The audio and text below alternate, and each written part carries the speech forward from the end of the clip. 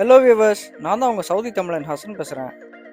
இன்றைக்கி நம்ம அபஹாவில் இருக்க one of the most fancy ஸ்பாட்டுக்கு வந்திருக்கோம். ஹை சிட்டி பார்த்தீங்கன்னா அபஹா மெயின் சிட்டிக்கு உள்ளேயே இருக்குது. இது நான் சொன்ன மாதிரியே one of the most fanciest spot in Abha. High சிட்டிங்கிறது வேறு ஒன்றும் இல்லை, உங்களுக்கு இந்த மாதிரியான ஸ்டார்பக்ஸ் மாதிரியான பெரிய பெரிய கெஃபே ஷாப்ஸ், அதுக்கப்புறம் பெர்ஃப்யூம் ஷாப்ஸு, பாஸ்கின் ராபின்ஸ் மாதிரியான பெரிய பெரிய ஐஸ்கிரீம் பார்லர்ஸ், இதுக்கெல்லாம் ஒரு ஓப்பன் ரூப் செட்டப்போட நல்ல ஒரு வியூ பாயிண்ட்டோட ஒரே இடத்துல இதெல்லாம் செட்டப் ஆகிருந்தால் எப்படி இருக்குமோ அதுதான் ஹை சிட்டி. நீங்கள் ஹை சிட்டி உள்ளே பார்த்தீங்கன்னா டிசைனிங் அவ்வளோ அருமையாக பண்ணியிருக்காங்க. ஏதோ பார்க்குறதுக்கு யூரோப்பில் இருக்கிற மாதிரி ஒரு ஃபீல் இருக்குது. ஹை சிட்டிக்கு நீங்கள் அபஹா போனால் எப்போ வர்றது பெஸ்ட்டு டைம்னு பார்த்தீங்கன்னா, டே லைட் இருக்கிறத விட மீதி ஸ்பாட்லாம் வந்து சுற்றி பார்த்துட்டு ஆஃப்டர் சன்செட், அதாவது இருட்டினதுக்கப்புறம் இங்கே வந்து நீங்கள் பார்த்தீங்கன்னா ஒரு அழகான நைட் வியூவோட, சிட்டியோட நைட் வியூவோட நீங்கள் இங்கே ரூஃப் டாப்பில் உட்காந்து சாப்பிட்ற மாதிரி இருக்கும், நல்லாயிருக்கும். அதுக்கப்புறம் இங்கே ஒரு வாலில் பார்த்தீங்கன்னா சவுதி ஆண்ட மன்னர்களோட ஃபோட்டோஸ் எல்லாம் வச்சுருக்காங்க. இப்போ கரண்ட்டாக இருக்க ஹானரபிள் முகமது பின் சல்மான் அவர்களோட ஃபோட்டோலேருந்து ஆரம்பித்து பழைய கிங்ஸ் வரைக்கும் எல்லாரோட ஃபோட்டோஸும் வச்சுருக்காங்க. அதுக்கப்புறம் இது எல்லாத்தையும் கிராஸ் பண்ணிவிட்டு ஒரு வழியாக மேலே போயிட்டீங்க, அதாவது டாப்புக்கு போயிட்டீங்கன்னு வச்சுக்கோங்களேன், அங்கே உங்களுக்கு ஒரு அருமையான சிட்டியோட வியூ பாயிண்ட் காத்துக்கிட்டு இருக்கு.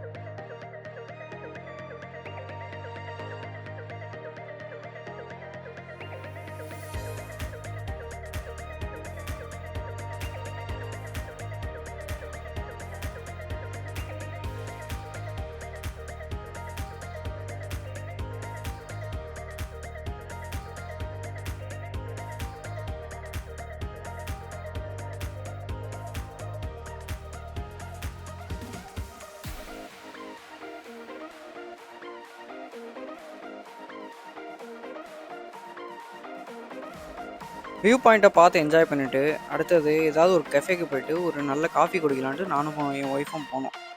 ஃபாக் கெஃபேன்னு சொல்லிட்டு ஒரு கெஃபே வந்து சூஸ் பண்ணி அந்த கெஃபேக்கு போனோம். இந்த கெஃபேயில் பார்த்தீங்கன்னா ரூஃப் டாப் ரொம்பவே அற்புதமாக செட்டப் பண்ணியிருந்தாங்க. அந்த ரூஃப் டாப்லேயும் ஒரு பால்கனி செட்டப் மாதிரி கொடுத்து அங்கேருந்து ஹை சிட்டியை தெரிகிற மாதிரியும் அதுக்கு பின்னாடி சிட்டியோட வியூ தெரிகிற மாதிரியும் கொடுத்துருந்துருக்காங்க.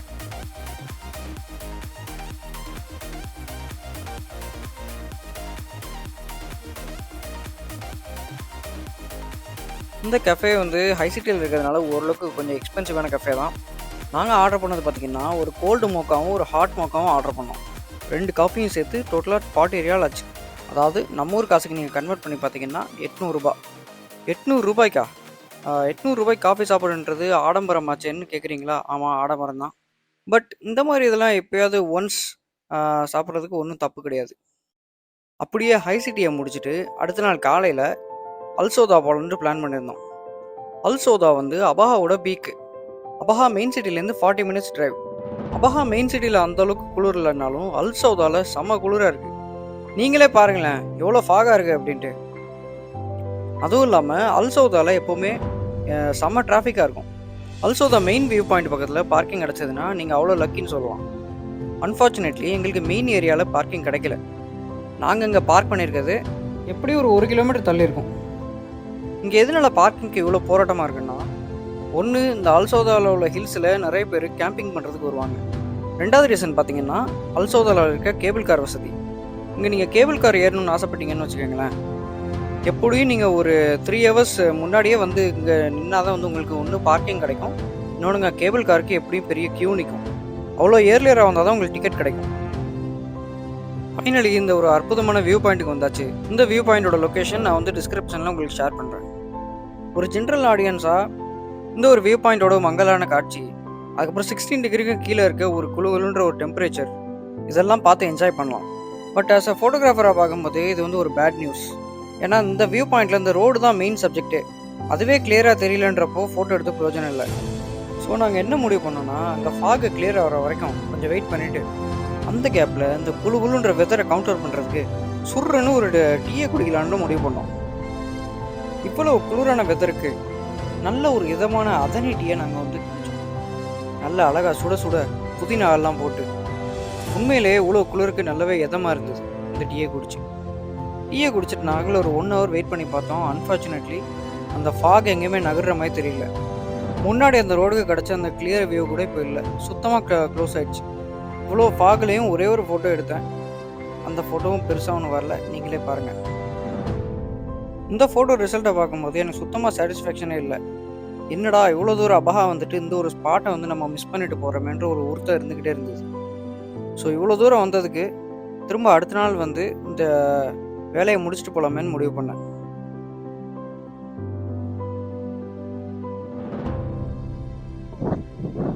நேற்று சரியாக அமையலை ஃபோட்டோ, ஃபுல் ஃபாகு.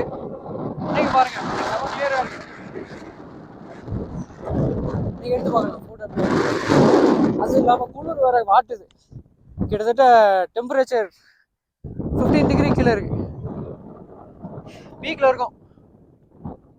வாங்க ஃபோட்டோ எடுத்து பார்க்கலாம்.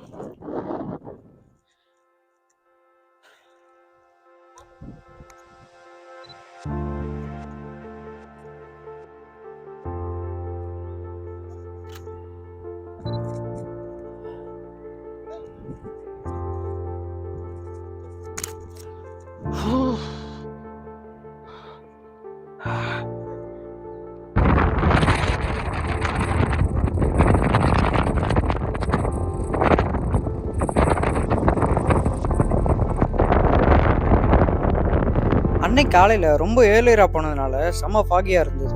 ஸோ நெக்ஸ்ட் டே நாங்கள் வந்து சன் கொஞ்சம் மேலே போனதுக்கப்புறம், அதாவது கொஞ்சம் ஹீட் ஜென்ரேட் ஆனதுக்கப்புறம் போகலான்னு முடிவு பண்ணோம். பாருங்களேன் சுத்தமாக ஃபாகே எல்லாமே எவ்வளோ கிளியராக இருக்குது அப்படின்னு.